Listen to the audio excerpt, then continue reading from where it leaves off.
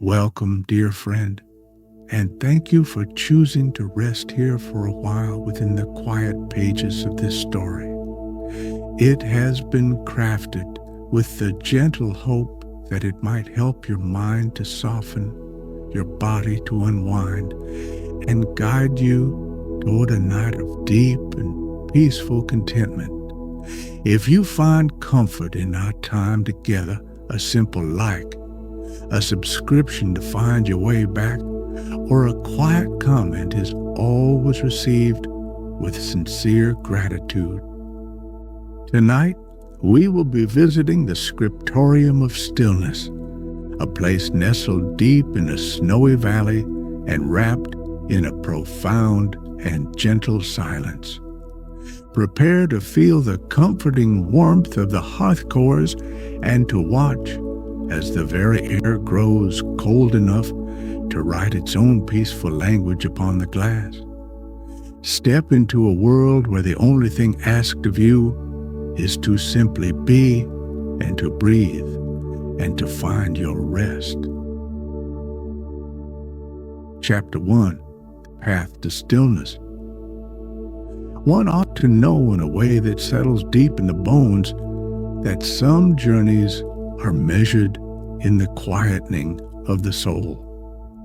For Reese, this final path was such a thing. The air, which for weeks had been full of the clatter of carts and the murmur of distant towns, had at last fallen into a profound hush. Here, at the valley's edge, the world seemed to hold its breath. A fresh fall of snow, thick and impossibly soft, lay over everything, a blanket of pure white that rounded every sharp edge and muffled every sound into a gentle sigh. The only audible rhythm was the soft crunch and whisper of his own boots sinking into the deep, yielding powder, a sound that was at once a part of the silence itself. The air carried a scent that was wonderfully, piercingly clean, a fragrance composed of the sharp green aroma of pine needles and the cold, pure smell of the snow itself. It was a scent that felt as though it were clearing his mind with every breath, washing away the dust of travel and leaving only a clean, quiet space within him. Woven into this crispness was another fainter thread of scent, the distant, comforting promise of hearth smoke. It was a delicate, woody fragrance that spoke of a warm, sheltered place somewhere ahead, a gentle invitation drawing him forward through the deepening quiet of the woods. Visually, the world was a study in soft and gentle things. The trees, ancient pines and stoic firs, were laden with snow, their branches bowing gracefully under the soft, white weight. The light of the late afternoon was beginning to fade, and the sky was shifting from a pale wintry blue to a soft, ethereal lavender. This gentle diffusion of color cast long, peaceful shadows that stretched across the snow in shades of deep indigo, creating a landscape that felt both vast and intimately close. There was a quiet magic to this gloaming hour, a sense of the world settling down for a long and peaceful rest. Reese paused, pulling the soft wool of his scarf a little tighter around his neck. The texture was familiar and comforting against his skin, a small anchor of warmth in the cool air. He felt a gentle weightlessness begin to settle in his shoulders, a release of some tension he had carried without even noticing. The journey had been long, full of maps and timetables and the quiet hurry of finding one's way. Here, however, time itself seemed slow, to stretch and soften like the long blue shadows on the snow. There was only the path ahead, the quiet woods, and the gentle act of placing one foot in front of the other. He could feel the cold on his cheeks, a clean and pleasant tingling that made him feel awake and present in a way he had not felt for a very long time. It was a gentle coolness that did not chill, but instead grounded him in the moment, in the feeling of his own warm breath turning to mist in the lavender air. It felt good. It felt, he thought, with a small, quiet sense of wonder, like the beginning of a deep and restorative peace. The very thing he had journeyed so far to find. The air was still, holding the promise of the coming night, and he felt a quiet gratitude for its perfect, unbroken calm. With a soft exhalation that plumed before him, Rhys continued his walk. The Scriptorium of Stillness was not yet visible, but he could feel its presence, a deep and abiding quiet that seemed to emanate from the heart of the valley. He moved without hurry, his pace falling into a natural, languid rhythm with the peaceful world around him. Each step felt lighter than the last, as if the soft snow were drawing the weariness from his bones.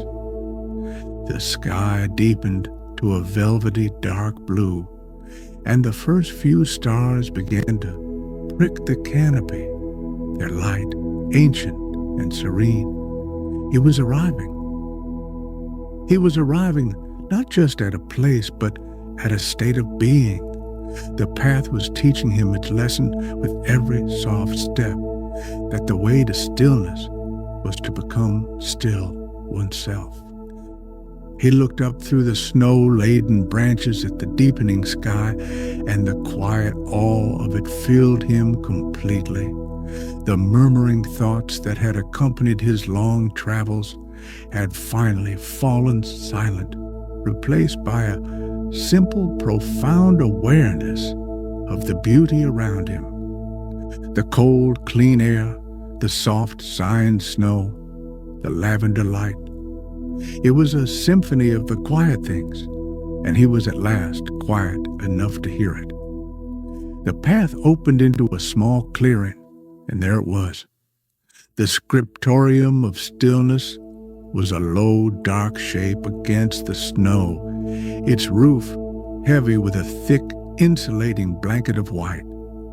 A single warm light glowed from within, a gentle golden beacon in the deep blue twilight. It looked less like a building and more like a natural part of the landscape, something that had grown from the earth with the same quiet patience as the ancient trees that surrounded it. A feeling of profound rightness settled over Rhys. He had come home to a place he had never been before. Chapter 2. The Scriptorium's Welcome. Stepping across the threshold of the Scriptorium was like stepping out of the wind and into a deep, warm silence. The heavy wooden door closed behind Rhys with a soft, solid thud, a sound immediately absorbed by the quiet of the space. The air inside was warm, wrapping around him like a soft blanket, and it carried a wonderful, complex scent of old wood, the dry herbal aroma of dried flowers, and the uniquely comforting, resinous fragrance of a steadily warming Hearth-Core. It was the smell of a place that had been peaceful for a very, very long time. The source of the Scriptorium's profound quiet became immediately apparent. Growing in thick, velvety cushions along the great wooden beams of the ceiling and in the corners of the room was a deep green moss. Anya, the caretaker who had greeted him with a gentle nod and a warm smile, had called it hush moss. Its texture looked impossibly soft, and it seemed to drink in sound, leaving a palpable humming stillness in its wake. There were no echoes here. Every small sound, from the rustle of his own clothing to the soft click of a mug being set down, was softened and gentled by the moss's serene presence. Reese was guided to a simple, comfortable chair made of the same dark, smooth wood as the walls, its surface worn to a pleasant patina by centuries of quiet inhabitants. Anya placed a steaming ceramic bowl into his hands. The texture of the bowl was smooth and slightly rough in places, and its warmth seeped gratefully into his cold fingers. Inside was a thick soup of root vegetables, its savory steam rising to carry the earthy scents of carrots and parsnips, mingled with the gentle, fragrant notes of thyme. The taste was simple, wholesome, and deeply nourishing, each spoonful a small, warm anchor in the quiet room. From his seat, he could see the source of the room's gentle heat. In a large, open hearth sat a perfect, dark sphere. It was a Hearth-Core, Anya had explained softly, her voice a low murmur that blended with the quiet. It did not burn with flickering flames, but instead radiated a steady, unwavering warmth and a soft, internal glow, like a captured piece of sunset. The heat it gave off felt different from a normal fire. It was a penetrating warmth that seemed to travel through the air and settle deep within his bones, unknotting the last remnants of his journey's chill. He felt his entire body relaxing into its gentle, radiant presence. As he finished his soup, feeling a deep sense of contentment spread through him, his eyes were drawn to the scriptorium's most magnificent feature, the great north window. It was a single vast pane of glass that took up the entire wall, looking out into the deepening twilight. The snow was falling again, thick, lazy flakes drifting down in the darkness. As the warmth of the scriptorium met the deep cold of the winter night, a delicate and intricate tracery of frost was beginning to form at the edges of the glass. It grew in elegant fern-like curls and delicate crystalline feathers creeping slowly inward. The patterns glowed with a soft, ethereal light, catching the warm glow of the Hearth-Core from within and the pale silvery light of the snow-filled night from without. Reese watched, mesmerized by the slow, silent artistry of the cold. The intricate lines seemed to be assembling themselves with a quiet purpose, as if following some unseen design. He had always been a scholar, a man who found comfort and meaning in the written word, and there was something about these delicate formations that felt strangely familiar, like a script from a language he had not yet learned. He felt a gentle, calming curiosity stir within him. His body was warm, his stomach was full, and his mind, for the first time in as long as he could remember, was quiet and uncluttered. There was nothing to do, nowhere to be, no task to complete. There was only the profound, moss-softened silence, the steady, radiant warmth of the Hearth-Cores, and the slow, beautiful calligraphy of the frost as it wrote its silent poetry upon the glass. It was a welcome more profound than any words could have offered. Reese set his empty bowl down on the smooth wooden table beside him. The sound, a soft clink that the hush moss immediately gentled into a whisper. He leaned back in his chair, the old wood groaning softly in a contented sort of way, and let his eyes rest upon the growing frost. The patterns were spreading, forming what looked like delicate, sweeping characters and intricate star-like punctuation. A deep sense of peace settled over him, as pure and as quiet as the snow falling gently in the valley outside. He was simply here, and for now, that was more than enough. Chapter 3. The First Word of Frost. The days in the Scriptorium passed not by the clock, but by the slow and gentle shifting of light. Mornings arrived as a pale silvery luminescence that filtered through the great window, making the frost patterns glow as if lit from within. Afternoons were a soft, diffuse white, the light bouncing off the snowy landscape outside. Evenings were a deep and soothing indigo, where the only light came from the warm, steady hum of the Hearth-Core, which cast the frost in tones of gentle gold and orange. Rhys found his own internal rhythms beginning to match this languid, natural pace. He spent most of his time in the comfortable wooden chair, wrapped in a heavy blanket of undyed wool whose soft, slightly coarse texture felt grounding and secure.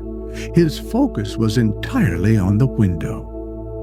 At first, he had simply admired the frost for its beauty, its delicate and seemingly random artistry. But as he watched with the patient eye of a scholar, a deeper understanding began to dawn. The patterns were not random at all. There was a structure, a repetition of certain shapes, a flow and cadence that spoke of a deliberate, if impossibly slow, language. It was, he realized with a sense of quiet awe, a living script.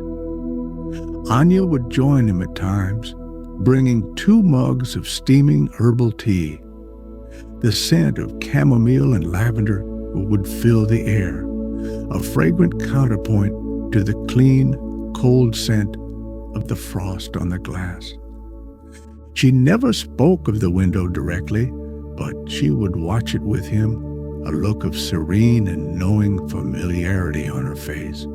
Her quiet presence was a comfort, a shared moment of observation that needed no words. One afternoon, as he stared at a particularly elegant, sweeping curve of frost, she simply murmured, "It speaks of patience." And in that moment, Rhys understood. The script did not tell, it imparted. No, he began to truly see it then. A tight, crystalline cluster near the bottom of the pane seemed to pulse with a feeling of deep, settled rest, the very essence of a seed sleeping under a blanket of snow. A long, graceful line that feathered out at its end felt like the slow, silent exhalation of the wind after a gust had passed. The frost script was a language of pure being, a calligraphy of the world's quietest and most peaceful states. It was the poetry of stillness itself, written for anyone with the patience to read it. Driven by a gentle, scholarly impulse, Rhys rose from his chair and walked to the vast, cool pane. The air grew cooler as he approached, carrying the clean scent of frozen glass. He lifted a hand and gently, carefully, traced one of the symbols with the tip of his finger. The glass was perfectly smooth and cold to the touch, a stark, clean sensation. The character he traced was shaped like a softly spiraling fern, its fronds unfurling with exquisite slowness. As his finger completed the shape, a remarkable thing happened. A feeling, clear and profound, bloomed within his chest. It was a sensation of perfect, unhurried growth, the feeling of something gentle and natural, unfolding in its own perfect time. It was the feeling he had seen in the shape. He pulled his hand back, a soft gasp of wonder escaping his lips. The feeling remained, a warm and peaceful stillness spreading from his core outwards, loosening his shoulders and softening the muscles in his neck. He had not just seen the word, he had felt it. He had understood his first word in the language of the frost. He returned to his chair, his heart beating with a slow, calm rhythm. The experience had not been startling, but rather deeply confirming, like remembering something he had long forgotten. He looked at the window with new eyes. It was not merely a pane of frosted glass. It was a page, the largest and most peaceful book he had ever encountered, and its stories were written in the sensory language of the soul. The low, resonant hum of the Hearth-Core seemed to deepen, and the soft green hush moss on the beams seemed to absorb his wonder, leaving only a profound sense of peace in its place. That evening, as the world outside turned to a deep, star-dusted velvet, Reese did not see a collection of random ice crystals. He saw a page filled with words of profound comfort. He saw a character that felt like the gentle weight of a warm blanket. He saw another that imparted the deep, dreamless quiet of a hibernating animal. He was learning to read the silence, and its first lesson was a feeling of the most perfect and gentle tranquility he had ever known. Chapter 4. Reading the Silence. A quiet and comfortable routine settled over Reese, as soft and natural as the hush moss on the rafters. His days were now given over entirely to the silent study of the frost calligraphy. He discovered that the script was never the same twice. Each morning it would present a new composition, a fresh page of silent poetry shaped by the unique conditions of the night before. A deeper cold would create sharp, clear characters that spoke of crisp stillness, while a night with gentle wind would result in soft, flowing lines that imparted a feeling of peaceful movement. He no longer tried to analyze or categorize the symbols in the way a traditional scholar might. That impulse had faded, replaced by a more intuitive, receptive state of being. He simply sat in his warm chair, the soft wool blanket a comforting presence over his lap, and allowed the feelings from the window to wash over him. He learned to experience the world through the frost. Through its silent language, he felt the deep, patient strength of the ancient wood of the Scriptorium's frame. He felt the quiet joy of a single sunbeam striking a patch of snow. The window was his teacher, and its lessons were in pure sensation. The world outside the window became a part of the text. When a small white snow hare paused in the clearing, its stillness was reflected in a tiny, perfect starburst of frost near the edge of the pane, and Reese felt a corresponding pulse of quiet, alert peace within himself. The slow drift of the clouds across the pale sky was echoed in long, wispy strokes of ice that imparted a sense of gentle, aimless wandering.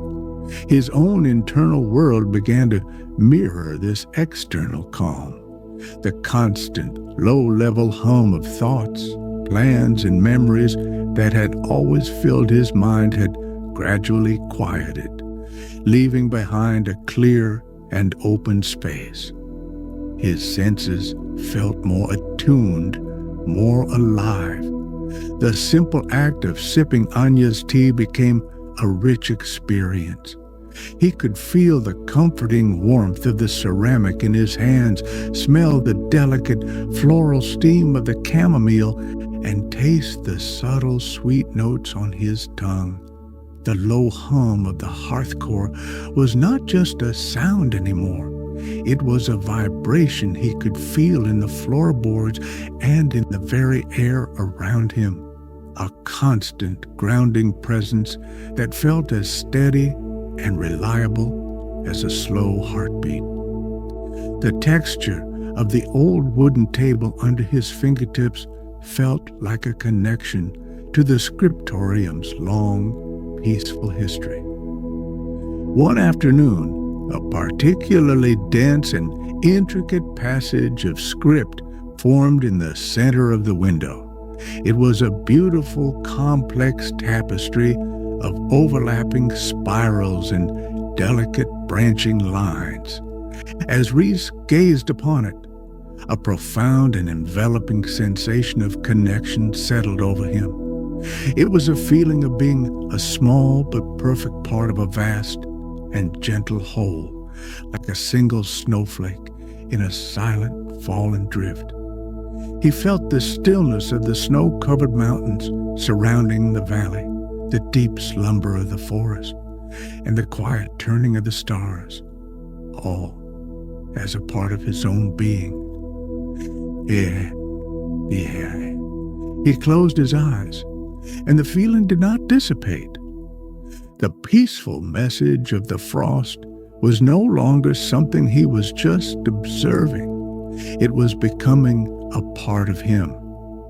He could feel the pattern of it imprinted on his mind, a blueprint for a stillness he could return to. His breathing was slow and even, a gentle tide of air that moved without any effort at all. The weight of his body felt both light and deeply grounded in his chair. It was a state of the most perfect and simple presence, a quietude so profound that it felt like the very foundation of the world. When he opened his eyes again, the lavender light of dusk was beginning to settle over the valley. The Hearth-Core pulsed with its soft, golden light, and the frost on the window seemed to glow with a gentle, reassuring warmth. Anya was sitting in her own chair nearby, mending a tear in a thick woolen sock with slow, deliberate stitches. She looked up and gave him a small, soft smile, and in her eyes he saw the same deep, abiding peace that he was now beginning to feel in himself. There was nothing that needed to be said. The silence in the room was a complete and perfect conversation. He had come to the Scriptorium to learn the language of quiet frost. He was now beginning to realize that he was not just learning to read it, he was learning to become it. The stillness he had sought was not a concept to be understood, but a state to be embodied. Wrapped in his blanket, bathed in the warm glow of the Hearth-Core, he watched the silent stories continue to unfold on the glass, feeling a quiet gratitude for this place where silence was something you could read and peace was something you could feel as tangibly as the warm mug in your hands. Chapter 5. An Embodied Stillness. The morning of Reese's departure arrived with a profound and gentle hush. A thick fog had settled in the valley, a soft, white presence that muted the world outside the great window. The Frost script was different this morning, softer and more diffuse, its characters blending into one another in a way that imparted a feeling of gentle, dreamlike unity. Reese looked at it, not with the sadness of farewell, but with the quiet appreciation of a student who knows he has learned his lesson well. The Scriptorium had given him its gift, and it was now a part of him.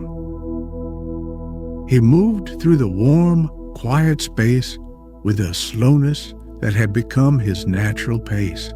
As he packed his small bag, his movements were deliberate and mindful. He felt the smooth, worn leather of the bag strap, smelled the faint, clean scent of the folded wool of his spare clothes. There was no hurry, no sense of an ending, but rather a feeling of a gentle transition. The peace of this place was not confined to its mossy walls. He could feel it settled deep within his own chest, a quiet, steady hum, like a smaller, portable Hearth-Core. Anya met him by the door, holding a simple travel mug made of smooth, dark wood. It was warm to the touch. "For the path," she said softly, her voice a gentle murmur in the quiet room. "The tea will stay warm for a long while." The steam rising from the mug carried the familiar, comforting scent of chamomile and a hint of honey. He accepted it with a grateful nod, the warmth of the wood a pleasant and solid feeling in his hands. Their farewell was one of quiet understanding, an acknowledgement of the shared peace they had both inhabited. Before leaving, Reese walked to the great window one last time.